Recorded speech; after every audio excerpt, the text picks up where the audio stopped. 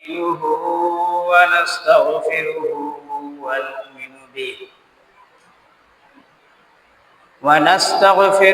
ونؤمن به ونتوكل عليه ونعوذ بالله من شرور أنفسنا ومن سيئات أعمالنا من يهده الله فلا مضل له ومن يضلل فلا هادي له وأشهد أن لا إله إلا الله وحده لا شريك له وأشهد أن محمدا عبده ورسوله أما بعد فإن خير الحديث كتاب الله وخير الهدي هدي محمد صلى الله عليه وسلم وشر الأمور محدثاتها وكل محدثة بدعة وكل بدعة ضلالة وكل ضلالة في النار. أعوذ بالله من الشيطان الرجيم. بسم الله الرحمن الرحيم. يا أيها الذين آمنوا اتقوا الله حق تقاته ولا تموتن إلا وأنتم مسلمون. يا أيها الناس اتقوا ربكم الذي خلقكم من نفس واحدة وخلق منها زوجها وبث منهما رجالا كثيرا ونساء واتقوا الله الذي تساءلون به والأرحام إن الله كان عليكم رقيبا. يا أيها الذين آمنوا اتقوا الله وقولوا قولا سديدا يصلح لكم أعمالكم ويغفر لكم ذنوبكم ومن يطع الله ورسوله فقد فاز فوزا عظيما. قال الله تعالى في القرآن المجيد والفرقان الحميد: ولو ترى إذ الظالمون في غمرات الموت. وقال النبي صلى الله عليه وسلم: من غسل ميتا فستره ستره اللہ. سبھی قسم کی حمد و ثنا، کبریائی و بڑائی اس اللہ وحدہ لا شریک کے لیے لائق و زیبا ہے، جو بڑی شان والا، بڑی عزت والا ہے، جو تمام صفات کمالیہ سے متصف ہے، جو ہر قسم کے عیوب و نقائص سے پاک و صاف ہے، جو اعز ہے، اکرم ہے، احد ہے، صمد ہے، لم یلد ولم یولد ہے، جس کی ذات ہمیشہ سے ہے اور ہمیشہ رہے گی، جو ذل عرش المجید ہے، جو فعال لما یرید ہے، جس نے پوری انسانیت کی رشد و ہدایت کے لیے حضرت آدم علیہ السلام سے لے کر ہمارے آخری نبی جناب محمد رسول اللہ صلی اللہ علیہ وسلم تک انبیاء کرام کی ایک لمبی فہرست کو، انبیاء کرام کی ایک لمبی جماعت کو اس سر زمین پر بھیجا. معزز سامعین کرام، ان تمہیدی کلمات کے بعد میں آپ کے سامنے خطبہ جمعہ کا وہ موضوع جس کے تعلق سے قرآن اور احادیث کی روشنی میں بات کی جائے گی اسے بیان کر دینا بہتر سمجھتا ہوں۔ وہ موضوع ہے غسل میت کا صحیح طریقہ، یعنی مردے کو نہلانے کا صحیح طریقہ کیا ہے۔ آج کا خطبہ جمعہ اسی پہ مشتمل ہے۔ تو احادیث نبویہ کے اندر جو چیزیں بیان کی گئی ہیں اس پہ ہم غور کریں گے، فکر کریں گے کہ اس میں اللہ رب العالمین نے اپنے پیارے نبی جناب محمد رسول اللہ صلی اللہ علیہ وسلم کے زبان مبارک سے کون کون سی باتیں اور کون کون سے طریقے غسل میت کے لیے بتلائے ہیں جو واجب اور مستحب ہیں، اور کون ایسے طریقے ہیں جو صحیح نہیں ہیں، اس پہ بھی غور کریں گے۔ سب سے پہلے ابو امامہ باہلی رضی اللہ تعالی عنہ کی طرف چلتے ہیں، جنہوں نے ایک حدیث بیان کی۔ وہ حدیث یوں ہے کہ قال رسول اللہ صلی اللہ علیہ وسلم، کہ اللہ کے نبی جناب محمد رسول اللہ صلی اللہ علیہ وسلم بیان کرتے ہیں کہ من غسل میتا فسترہ، جس کسی انسان نے کسی میت کو نہلایا، غسل دیا، فسترہ، اور اس کے ستر کی، اس کے عیب کی، جو اس کے جسم کے اندر موجود تھا اس پہ پردہ ڈالا، اسے لوگوں سے بیان نہیں کیا نہلانے کے بعد، سترہ اللہ من الذنوب، اللہ رب العالمین اس کے گناہوں پر پردہ ڈال دیں گے، دنیا کے اندر بھی اور قیامت کے روز بھی۔ پوری انسانیت کے سامنے جب ذرہ برابر کا بھی حساب لیا جائے گا، فَمَن يَعْمَلْ مِثْقَالَ ذَرَّةٍ خَيْرًا يَرَهُ وَمَن يَعْمَلْ مِثْقَالَ ذَرَّةٍ شَرًّا يَرَهُ، وہاں بھی اس کے گناہوں پہ پردہ ڈال دیا جائے گا۔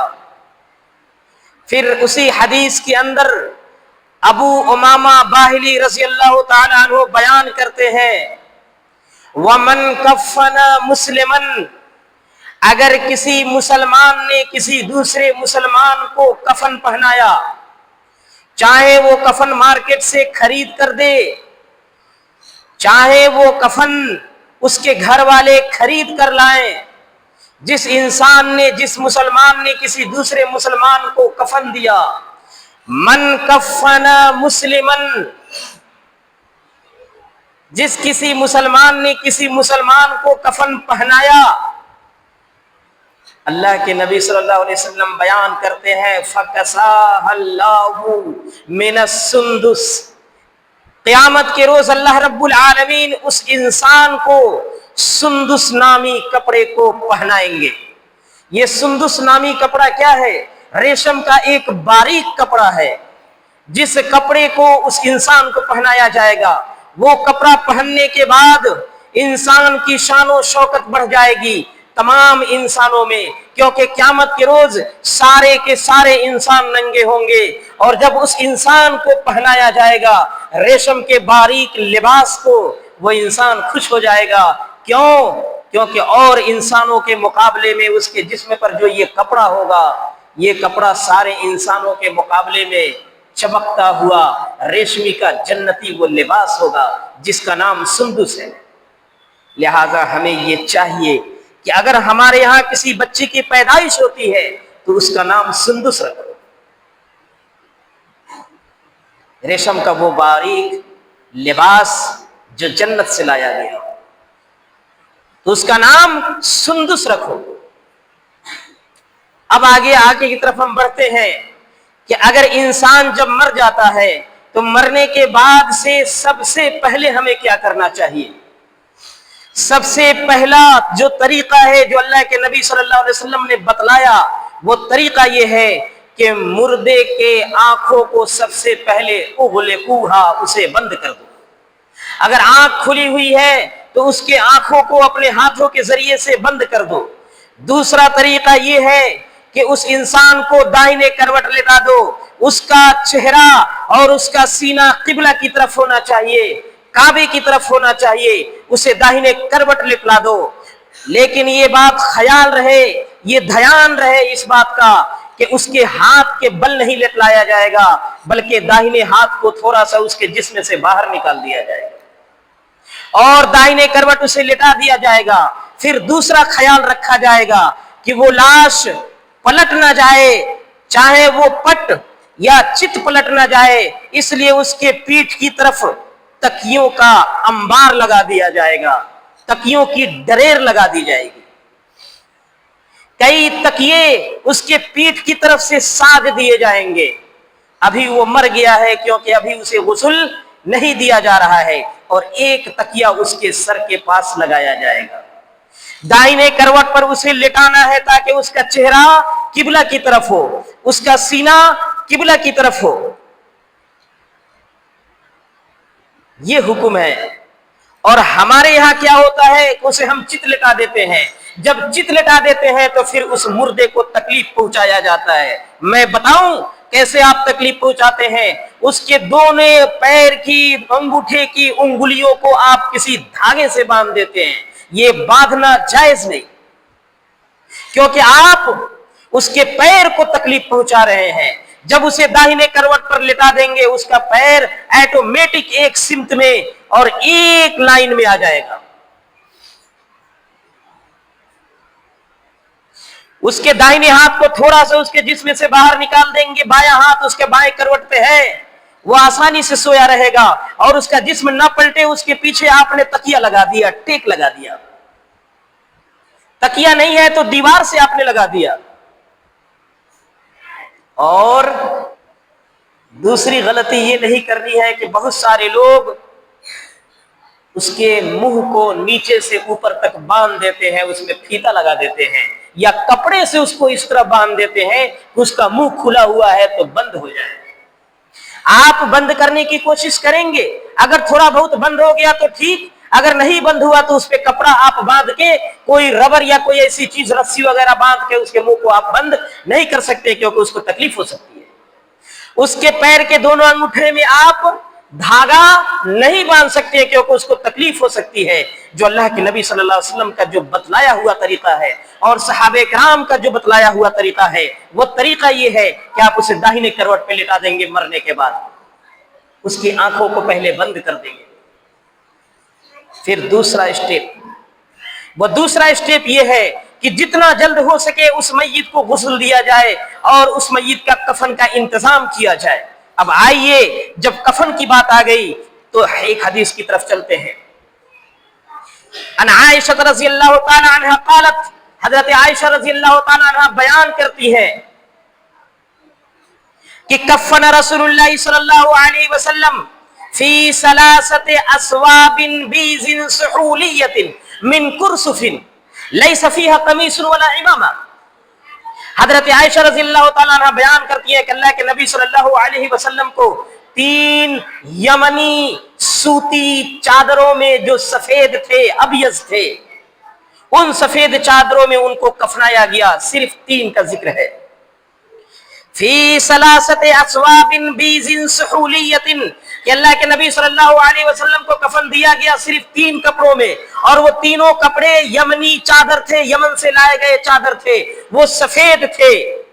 اور اس کے ساتھ ساتھ ایک اور چادر بھی لائی گئی تھی جس چادر کا نام حلہ کا لفظ آیا ہوا ہے. وَأَمَّ الْحُلَّةُ, حلہ نامی چادر بھی لائی گئی تھی جو ہم شکل تھی آپس میں, یعنی وہ سفید کلر کی نہیں تھی بلکہ حلہ نامی جو چادر تھی وہ کسی اور کلر کی تھی. صحابہ کرام فاشتباہوا علی الناس, صحابہ کرام شک و شبہ میں پڑ گئے کہ اس چادر سے جو رنگین ہے, اس رنگین چادر سے اللہ کے نبی صلی اللہ علیہ وسلم کا کفن کیا جائے یا نہ کیا جائے. جب وہ شک و شبہ میں پڑ گئے ان لوگوں نے حلہ کو چھوڑ دیا. فاخذها ابو بکر, تو پھر حضرت ابو بکر نے اس کو لے لیا. عبداللہ ابن ابی بکر نے جب اسے لے لیا اس حلے کو, تو کہا کہ میں اس لیے اس چادر کو لے رہا ہوں تاکہ اگر میں مر جاؤں تو پھر مجھے اس میں کفنا دیا جائے. لیکن پھر بعد میں انہوں نے سوچا, اس حدیث کے اندر ذکر ہے کہ پھر بعد میں انہوں نے سوچا, محمد بن ابی بکر نے, عبداللہ بن ابی بکر نے کیا سوچا, انہوں نے سوچا یہ اگر اللہ رب العالمین کو منظور ہوتا کہ سفید چادروں کے علاوہ کسی اور چادر میں اللہ کے نبی صلی اللہ علیہ وسلم کو کفن دیا جائے تو پھر یہ چادر بچتی نہیں، اللہ تعالیٰ اس کا بھی بندوبست کر دیتا اور پھر اس چادر میں ان کو کفن دے دیا جاتا اللہ کے نبی صلی اللہ علیہ وسلم کو. لیکن جب اللہ کو منظور نہیں تھا لہٰذا میں بھی اس چادر کو اپنے کفن کے لیے استعمال نہیں کر سکتا ہوں. تو عبداللہ ابن ابی بکر نے اس چادر کو بیچ دیا اور بیچنے کے بعد جو پیسے آئے اس پیسے کو انہوں نے صدقہ کر دیا. اس سے کیا پتا چلا کہ اگر میت کے پاس جو بھی چیزیں اس کی بچی ہوئی ہیں کپڑے کے حوالے سے، کفن کے حوالے سے، اگر وہ گھروں میں بچی ہوئی ہے آپ اسے صدقہ کر دیجئے، اللہ کے راستے میں صدقہ کر دیجئے، آپ اسے اپنے استعمال میں نہ لیجئے، یہ زیادہ بہتر ہے. اب انتظامات کیا کیا ہونے چاہیے میت کو غسل دینے کے لیے، اسے سنیے، غور سے سنیے. میت کو غسل دینے سے پہلے آپ حدیث کی روشنی میں فی ثلاثۃ اثواب بیض سہولیت کی روشنی میں آپ 3 چادروں کا انتظام کریں گے. اب رہی بات یہ کہ عورتوں کے لیے کتنی چادریں ہونی چاہیے. عورتوں کے لیے بھی کہا گیا والمرأۃ فی ذلک کالرجل، عورت کا بھی حکم مردوں کی طرح ہی ہے کفن کے اندر. لیکن عورتوں کے لیے 5 چادریں لائی جاتی ہیں، 5 چادریں عورتوں کے لیے لائی جاتی ہیں. لیکن اس میں کیا کہا گیا والمرأۃ فی ذلک کالرجل، عورت کے لیے بھی مرد کی طرح ہی فتویٰ صادر کیا جائے گا. اذ لا دلیل، اس کے بارے میں کوئی صحیح دلیل نہیں ہے کہ 5 چادریں عورتوں کے لیے ہونی چاہیے. 5 چادر والی ایک حدیث جو ابو داؤد کے اندر موجود ہے میں اسے بیان کرتا ہوں اور غور سے سنیے گا وہ حدیث کیسے ضعیف ہے. اگر نہیں سنیں گے غور سے پتہ نہیں چل پائے گا کہ وہ حدیث کیسے ضعیف ہے. اس میں 5 چادر کا ذکر ہے. قال حدثنا یعقوب، یعقوب بیان کرتے ہیں قال حدثنا عن ابن اسحاق، یعقوب کہتے ہیں کہ میں نے اس حدیث کو ابن اسحاق عن ابی، میں نے اپنے ابو سے سنا، وعن ابن اسحاق، اور پھر ان کے ابو کہتے ہیں کہ میں نے اس حدیث کو ابن اسحاق سے سنا، وقال عن نوح بن حکیم الثقفی، اور پھر ابن اسحاق کہتے ہیں کہ میں نے اس حدیث کو نوح بن حکیم الثقفی سے سنا، وقال حدثنا عروہ بن مسعود، اور پھر کہتے ہیں نوح بن حکیم الثقفی کی میں نے اس حدیث کو عروہ بن مسعود سے سنا، وقال حدثنا عروہ، اور عروہ بن مسعود کہتے ہیں کہ میں نے اس حدیث کو کس سے سنا، میں نے اس حدیث کو اللہ کے نبی صلی اللہ علیہ وسلم کی بیوی صفیہ سے سنا. اور وہ بیان کرتی ہے کہ میں نے اس حدیث کو، پھر وہ کہتی ہے کہ اس حدیث کو لیلہ بنت ثقفیہ، لیلہ بنت قانف الثقفیہ وہ بیان کرتی ہے کہ میں نے اس حدیث کو رسول صلی اللہ علیہ وسلم کی بیوی سے سنا. تو دیکھو اس میں 2 نام آئے ہوئے ہیں.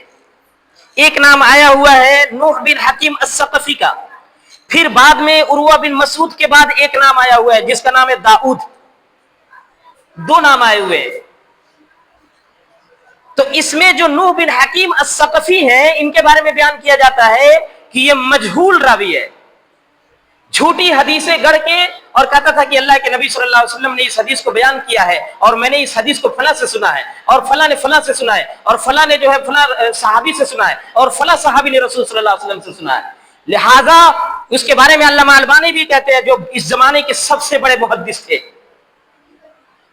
سن 1999 میں ان کی وفات ہوئی ہے.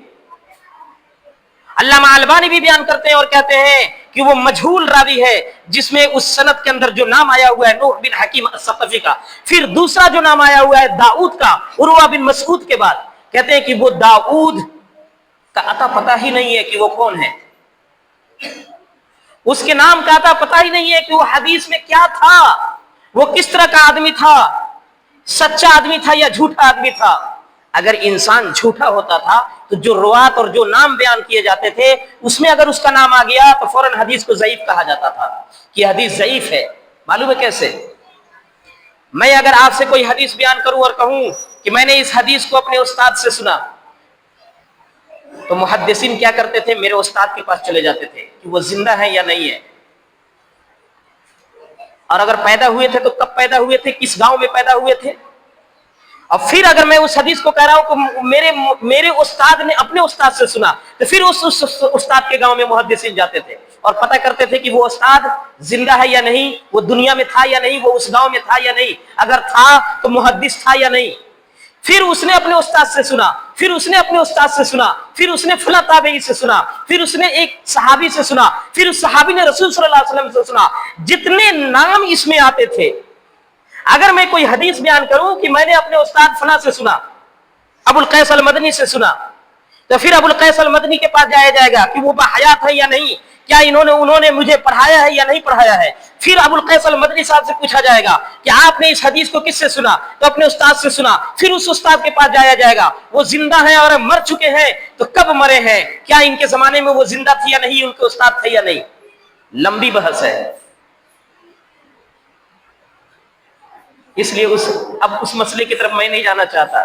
آؤ میں پہلے اس حدیث کی طرف آتا ہوں. تو اس میں نوح بن حکیم الثقفی کا ذکر ہے جو مجہول راوی ہے. پھر ابو داؤد کا ذکر ہے جو نہایت ہی مجہول، جس کے بارے میں کوئی پتہ ہی نہیں ہے کہ یہ کون ہے. اور پھر اس میں بیان کیا گیا ہے لیلہ بنت، بیان کرتی ہیں لیلہ بنت قانف الثقفیہ بیان کرتی ہیں. کیا بیان کرتی ہیں؟ کہتی ہیں کہ میں اللہ کے نبی صلی اللہ علیہ وسلم کی بیٹی ام کلثوم کو نہلا رہی تھی اور نہلانے والوں میں شامل تھی. جب ہم لوگ نہلا لیے تو اللہ کے نبی صلی اللہ علیہ وسلم دروازے پہ بیٹھے تھے، اور بیٹھنے کے بعد سے پہلے ہم لوگوں کو ایک ازار دیا.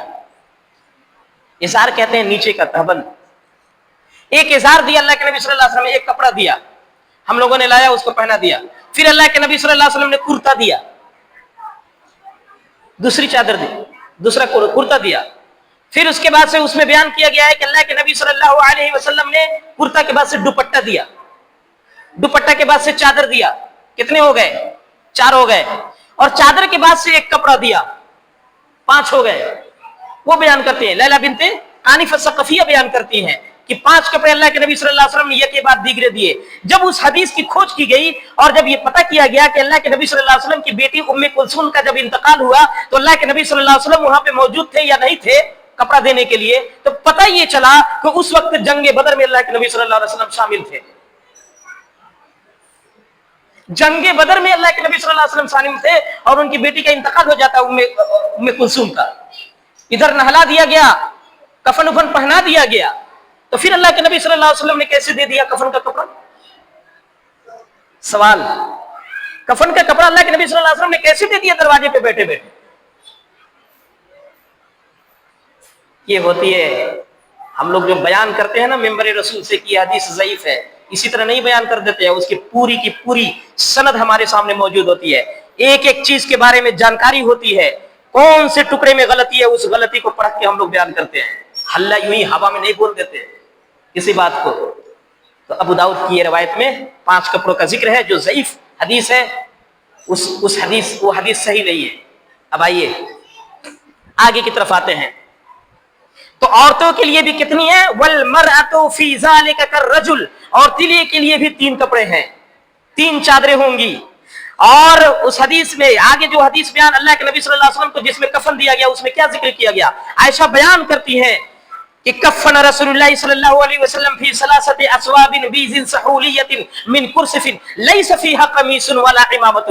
اس کے اندر نہ قمیص تھا اور نہ امامہ تھا. سر پہ باندھنے کو امامہ یعنی پگڑی کہتے ہیں، اور قمیص اسے کہا جاتا ہے، اس کپڑے کو کہا جاتا ہے جس کو پہننے کے بعد سے ہاتھ ڈھک جائے اور سلا ہوا ہو،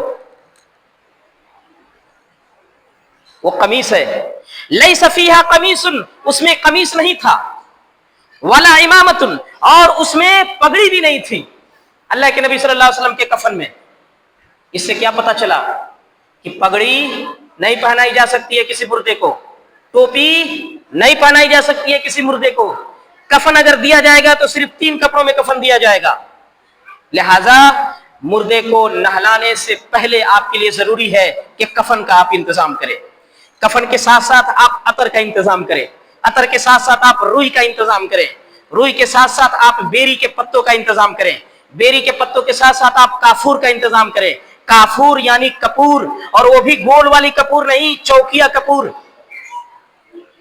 वजअलना फिल आखिरती काफूरा, बुखारी की हदीस कि अल्लाह के नबी सल्लल्लाहु अलैहि वसल्लम ने बयान किया कि सबसे आखिर में काफूर का और बेरी के पत्ती वाले पानी का इस्तेमाल किया जाएगा। औ शैअन मिन काफूरिन, या काफूर का कुछ हिस्सा पानी में डालकर इस्तेमाल किया जाएगा। इसकी तफसील आगे मैं आपको बयान करूंगा। अब मुर्दे को आपने लिटा दिया, किधर लिटाया? अगर आपके पास परेशानी है कि किबला रुख उसका चेहरा नहीं कर पाएंगे, उसका सीना किबला रुख नहीं हो पाएगा, काबे की तरफ नहीं हो पाएगा, तो फिर आप जिसमें सहूलत हो, जिसमें आसानी हो, उस तरफ रुक करके उसको नहला सकते हैं। लेकिन नहलाते समय ध्यान रहे, और वो ध्यान क्या रहे ये देखिए कैसे। सबसे पहले घर की 2 चादरें निकालेंगे, मोटी चादर होनी चाहिए। ऐसा नहीं कि कफन का आया हुआ जो नीचे का लुंगी हो, उसी लुंगी को आपने उसके कपड़े को काट के निकाल दिया और उसको उड़ा दिया और पानी डाला तो पूरा जिस्म उसका नजर आने लगा। इसलिए मैं पहले वो हदीस बयान कर दिया हूं कि फसतरहु, जिसने भी उसके ऐब को जाहिर नहीं किया, छुपा लिया, सतरहुल्लाहु मिनज़्ज़ुनूब, अल्लाह रब्बुल आलमीन उसके गुनाहों को भी क़यामत के दिन छुपा लेगा। आप अगर कफन का कोई कपड़ा लाकर देखें और जरा उस पे पानी डाल दें, जिस्म पे ओढ़ा के, पूरा जिस्म नजर आने लगेगा। इसलिए बचो मुसलमानों इस चीज से। अब उसको आपने लिटा दिया, लिटाने के बाद से आपने क्या करना है, पानी का इंतजाम आपको कर लेना है। बेरी के पत्तों को पानी में आपको खौला लिया आपने, अतर भी आ गया, सुरमा भी आ गया। मैं सुरमा के बारे में बतलाऊंगा, उसका इस्तेमाल नहीं होगा, अतर का इस्तेमाल होगा, रुई का इस्तेमाल होगा, वो बाद में बताया जाएगा। अब क्या है कि आपने उसको गुस्ल देना है, तो गुस्ल देने से पहले, वजू कराने से पहले, उस मुर्दे को आप सबसे पहले अपने हाथ में क्या पहनेंगे, गिलाफ पहनेंगे। अपने हाथ में आप गिलाफ पहनेंगे। गिलाफ पहनने के बाद से अपने हाथ के अंदर डायरेक्ट गिलाफ से ही साफ करना शुरू नहीं कर देंगे, बल्कि उसके अंदर आप रुमाल नुमा वो कपड़ा लेंगे, जो कपड़ा मोटा होता है और कई तह में होता है, उस कपड़े को इस पे रख लेंगे और रखने के बाद से उसी से उसकी सफाई करेंगे। कैसे करेंगे? सबसे पहले मुर्दे को उसके पीठ की तरफ से हाथ लगाएंगे और थोड़ा सा उठाएंगे। जब वो थोड़ा सा आपने उठा दिया तो फिर उसका जो ये वाला हिस्सा है, पेट का हिस्सा है और जो सीने का हिस्सा है, यहां से आप ऐसे दबाएंगे, पूरा नीचे तक नहीं ले जाएंगे, ऐसे दबा दबा के यहां तक लाएंगे। फिर दोबारा करेंगे, उठाए हुए हैं और एक हाथ से आप ऐसे करेंगे, एक हाथ से आप उठाए हुए हैं और दूसरा आदमी भी है, वो भी एक हाथ से उठाए हुआ है। एक आदमी जो है उसके पेट को ऐसे ऐसे नीचे की तरफ करेगा। क्यों? क्योंकि जो भी गलासतें उसके पेट के अंदर है वो बाहर निकल जाए, वो गलासतें बाहर निकल जाए। ये कितने मर्तबा करना है? कम से कम 3 मर्तबा करें। और पेट को कितने मर्तबा आपको करना है? कम से कम 7 मर्तबा, 8 मर्तबा करें, बहुत ज्यादा मर्तबा नहीं करना है। फिर उसके बाद से आप उसको सुला दिए। सुलाने के बाद से अब उसकी सफाई करनी है। कैसे करनी है? जो आपने गिलाफ पहना है उस गिलाफ के अंदर आप रुमाल रखेंगे। वो कौन सी रुमाल? जो मोटी हो। रखने के बाद से आप पानी लेंगे और पानी लेने के बाद से चादर, जो आपके घर की 2 चादर होगी, मोटी चादर होगी, वो चादर, एक चादर अलग रख देंगे और एक चादर उसके ऊपर ढक देंगे। बड़ी होनी चाहिए, मोटी होनी चाहिए और ऐसी होनी चाहिए कि चौकी के नीचे तक वो जाए, उसका एसार चौकी के नीचे तक जाए। ऐसा नहीं हो कि चौकी तक सिमट कर रह जाए। जैसे ही आप पानी डालेंगे तो उसका जिस्म नजर आने लगेगा नीचे से। जिस्म नजर नहीं आना चाहिए, आप अंदाजे से करेंगे। और करने के बाद पानी डालेंगे। पानी डालने के बाद से उसको कहा जाएगा कि दाहिने करवट थोड़ा सा उठाओ। तो ऊपर वाले हिस्से को धुलने के बाद, मतलब पानी डालने के बाद, आप क्या करेंगे? उसे दाहिने करवट पे लिटा देंगे। जब दाहिने करवट पे लिटाएंगे तो बायां करवट ऊपर हो गया। उसके बाद से अंदाजे से चादर उठाएंगे और बगैर देखे हुए पानी मारेंगे तेजी से, ताकि उसकी जो गलाजत है वो बाहर निकल जाए। फिर जो हाथ में आप लिए हुए हैं, दस्ताना पहनकर जो आपने रुमाल लिया हुआ है, उस रुमाल से उसकी सफाई करेंगे। ध्यान रहे कि दस्ताने वाले हाथ से नहीं सफाई करना है, बल्कि दस्ताने के ऊपर जो रुमाल है उस रुमाल से आप सफाई करेंगे और फिर रुमाल को आप नीचे रख देंगे। रुमाल को आप नीचे रख देंगे। रखने के बाद से अब आपने सिर्फ सफाई किया है, अब वजू करना बाकी है, तो आप उसे वजू कराएंगे। वजू कैसे कराएंगे? दोनों हाथ तो अलग अलग है। आप बिस्मिल्लाह पढ़ेंगे, बिस्मिल्लाह पढ़ने के बाद से इस पे हाथ पर पानी डालेंगे, पानी डालने के बाद से इसमें खिलाल करेंगे। जिस तरह आप वजू करते वक्त खिलाल करते हैं ना, जो मुस्लिम शरीफ की हदीस है, क्या पता बहुत सारे लोग ना करते हो। पानी लिए ऐसे आपने किया, आप दाहिने हाथ को बाएं हाथ में खिलाल कीजिए, फिर बाएं हाथ को दाहिने हाथ में खिलाल कीजिए। बहुत सारे लोग नहीं करते हैं, मुस्लिम शरीफ की हदीस है। फिर पानी लिया आपने तो फिर दाहिने हाथ को बाएं हाथ में खिलाल कीजिए ऐसे करने के बाद, और फिर बाएं हाथ को दाहिने हाथ में, फिर आपने पानी लिया तीसरी मर्तबा, फिर उसी तरह कीजिए। उसके बाद से जो आपको पानी लेना है, ये नहीं कि मुंह के लिए अलग से पानी ले लें और नाक के लिए अलग से पानी ले लें, वही पानी रहेगा जो आपके मुंह में जाएगा, और जाने के बाद से उसी पानी में से नाक में लेके चला जाना है। और ले जाने के बाद से आप क्या करेंगे? अब नाक भी भीग गई, मुंह में पानी है, आप इस्तिंशाक करेंगे। आप जो है इस्तिशराक करेंगे, पहले उंगलियों से उसको खिलाल करेंगे। खिलाल करने के बाद से नाक में 2 उंगलियां डालेंगे बाएं हाथ की, और दोनों उंगलियों को डालने के बाद से उसकी सफाई करेंगे, और एक तरफ से दबाकर दूसरी तरफ निकालेंगे, फिर दूसरी तरफ से दबा के इधर निकालेंगे, फिर दोबारा पानी लेंगे, फिर उसी तरह पानी में कुछ मुंह में चला जाना चाहिए, कुछ नाक में चला जाना चाहिए। अब मुर्दे के साथ ऐसे नहीं करना है। आपने दाहिने हाथ को 3 मरतबा धुला दिया, खिलाल आपने कर दिया, बाएं हाथ को भी 3 मरतबा धुलाइए, उसका खिलाल कर दीजिए, और करने के बाद से रुई लीजिए, रुई को पानी में भिगो दीजिए, और भिगोने के बाद से उस रुई को दोनों उसके जो होंठ है उस होंठ को थोड़ा सा फर्क कीजिए, और बस उसमें ऐसे फेर दीजिए। पानी अगर आपने डाल दिया तो नहीं डालना है, क्योंकि गलना शुरू हो जाएगा। आपको रुई से ऐसे कर देनी है, फिर उसको नाक में पानी डालना नहीं है। रुई लेने के बाद से बहुत सारे लोग लंबी बत्ती बना देते हैं और नाक के अंदर ठूस देते हैं, उससे तकलीफ होती है मुर्दे को। आप नाक के अंदर नहीं ठूस सकते हैं, बल्कि रुई लेके बस ऊपर ऊपर ही हल्का हल्का आप साफ कर देंगे, बगैर पानी लगाए हुए उस रुई में। मुंह वाले में तो ठीक है, आपने रुई में रुई लगा दिया, रुई थोड़ा सा ज्यादा ले लेंगे। जब आपने ये कर दिया, अब उसके चेहरे को आप धुलेंगे अच्छे से, इस पे पानी डालेंगे, इस पे आप पानी डालेंगे, और डालने के बाद से अच्छे से धुलेंगे। धुलने के बाद से फिर दाहिने हाथ को आप धुलेंगे, फिर बाएं हाथ को धुलेंगे, और जब ये दोनों आपने कर लिया तो सर का मसह करेंगे। और ध्यान रहे कि सर के पास तकिया होना चाहिए।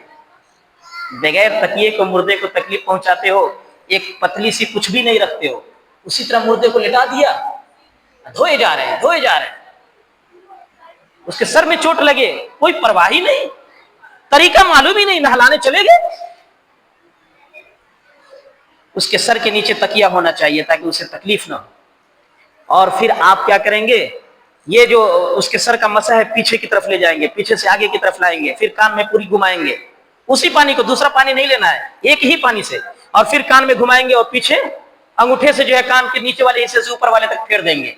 जब आपने फेर दिया, अब पैर बाकी है, तो पैर, दाहिने पैर को 3 मरतबा धुलेंगे, उसकी उंगलियों में भी खिलाल करेंगे। फिर बाएं पैर की उंगलियों को धुलेंगे और उसके पूरे पैर को धुलेंगे, उसमें भी खिलाल करेंगे।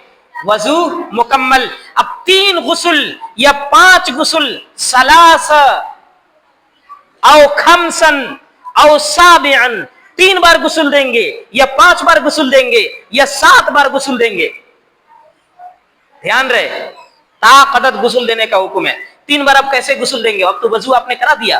3 बार गुस्ल देने का तरीका यह है कि दाहिने तरफ से उसे ऊपर उठा देंगे, और उठाने के बाद से उसके आगे वाले आधे हिस्से को तो आपने धुल दिया, पीठ के भी हिस्से को पूरा धुल दीजिए पैर तक।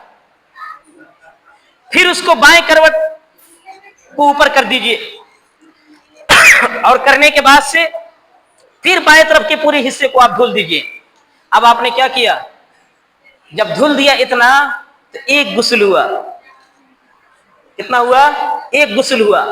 फिर उसको दाहिने करवट कीजिए, दाहिने करवट को ऊपर कर दीजिए, बाएं करवट पे लेटा दीजिए, और फिर उसको धुलिए दम शुरू से लेके आखिर तक। फिर उसको दाहिने करवट पे लेटा दीजिए और बाएं करवट को पूरा धुलिए शुरू से लेके आखिर तक। 2 गुस्ल हुआ।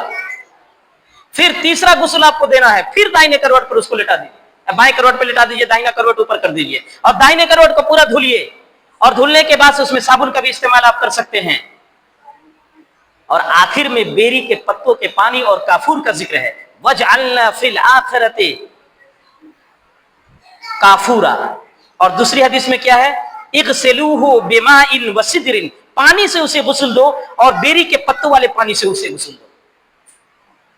وقت زیادہ ہو گیا، بات ابھی کمپلیٹ نہیں ہو پائی، انشاءاللہ پھر کبھی بیان کیا جائے گا کہ اس کے بعد کیا ہوتا ہے۔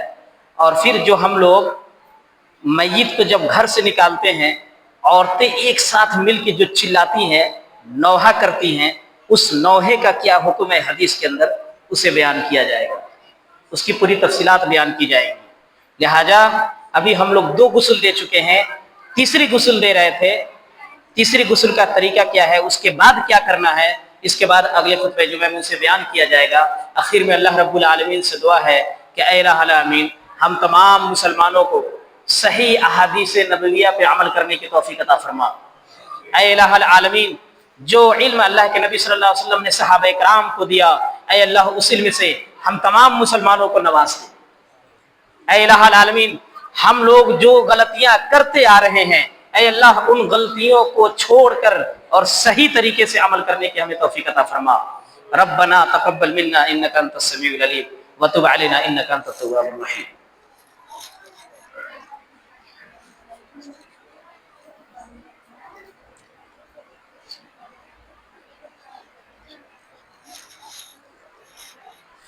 ان اللہ ملائکتہ یصلون علی النبی یا ایھا الذین آمنوا صلوا علیہ وسلموا تسلیما۔ اللہم صل علی محمد وعلی آل محمد كما صليت على إبراهيم وعلى آل إبراهيم إنك حميد مجيد۔ اللهم بارك على محمد وعلى آل محمد كما باركت على إبراهيم وعلى آل إبراهيم إنك حميد مجيد۔ عباد الله رحمكم الله، إن الله يأمركم بالعدل والإحسان وإيتاء ذي القربى وينهى عن الفحشاء والمنكر والبغي يعظكم لعلكم تذكرون۔ اذكروا الله يذكركم وادعوه يستجب لكم ولذكر الله تعالى أعلى وأولى وأجل وأتم وأهم وأكبر۔